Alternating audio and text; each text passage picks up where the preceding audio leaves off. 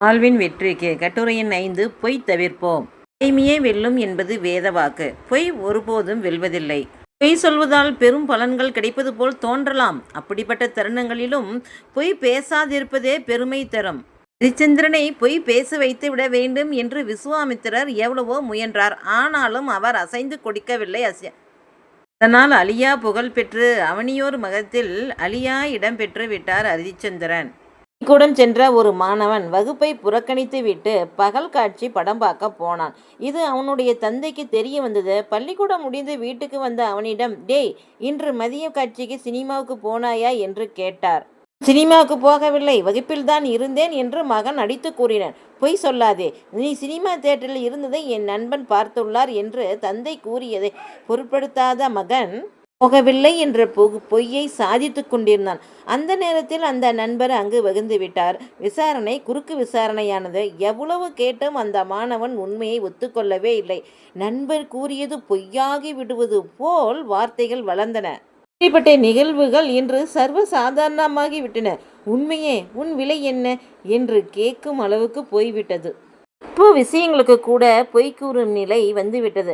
அப்படி என்றால் பெரிய விஷயங்களுக்கு பொய் கூறலாமா என்று கேள்வி எழுகிறது. அதுதான் கூடாது. எந்த நேரத்திலும் எதற்கும் பொய் கூறாது வாழ்பவரே சிறப்பாகும்.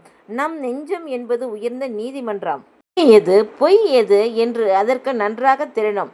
திருடனாக இருந்தாலும் கல்லூலி மங்கனாக இருந்தாலும் யாராக இருந்தாலும் ஒருவன் குற்றம் செய்யும் பொழுது அவனுடைய நெஞ்சம் நடுங்கும். தான் செய்வது தவறு என்பதை சுட்டிக்காட்டும். இதைதான் குற்றமுள்ள நெஞ்சு குறுகுறுக்கும் என்று நம் முன்னோர்கள் குறிப்பிட்டனர். பேச வேண்டிய இடங்களும் வாழ்க்கையில் உள்ளன. அப்படிப்பட்ட வேளையில் பொய் பேசுவதில் தவறில்லை. ஆனால் நாம் சொல்லும் பொய் எந்தவிதமான தீங்கையும் விளைவிக்காமல் அப்பழுக்கற்ற நன்மையை விளைவிக்கக்கூடியதாக இருக்க வேண்டும். கடுமையான நோயினால் பாதிக்கப்பட்ட ஒருவரை மருத்துவமனையில் சேர்த்துள்ளோம். மருத்துவர் நம்மை தனியாக அழைத்து போய் இவர் பிழைப்பார் என்பதில் நம்பிக்கை இல்லை, இருந்தாலும் செய்ய வேண்டிய மருத்துவங்களை செய்து பார்ப்போம் என்று கூறுகிறார். கண்டதும் நோயாளி, டாக்டர் என்ன சொன்னார் என்று கேட்டால், ஒன்றுமில்ல, சாதாரண நோய் தான், விரைவில் குணமாயிடும் என்று நாம் பொய் சொல்கிறோம் இல்லையா? இந்த பொய்யில் தவறில்லை. விளையாட்டு அரங்கிற்கு ஒரு தந்தை தன் நண்பரோடும் 2 மகன்களையும் அழைத்து சென்றார். அங்கே 6 வயதுக்கு உட்பட்ட குழந்தைகளுக்கு டிக்கெட் இல்லை என்று இருந்தது. இவர் ஒரு பெரிய பையனுக்கு 7 வயது, அதற்கு டிக்கெட் எடுத்தார். அதை பார்த்து அவர் நண்பர், ஏன் அவனுக்கும் சின்னவனாக தானே இருக்கிறான், 5 வயது என்று டிக்கெட் வாங்காமல் இருக்கலாமே என்றார். அதற்கு தந்தை, நானே அவனுக்கு பொய் பேச சொல்லி கொடுத்தது போல ஆகிவிடும். இந்த 5 ரூபாயை நான் எப்பொழுதுனாலும் சம்பாதிச்சு விடுவேன். ஆனால் என் மையனுக்கு நானே பொய் சொல்ல கொடுக்க கூடாது என்றார்.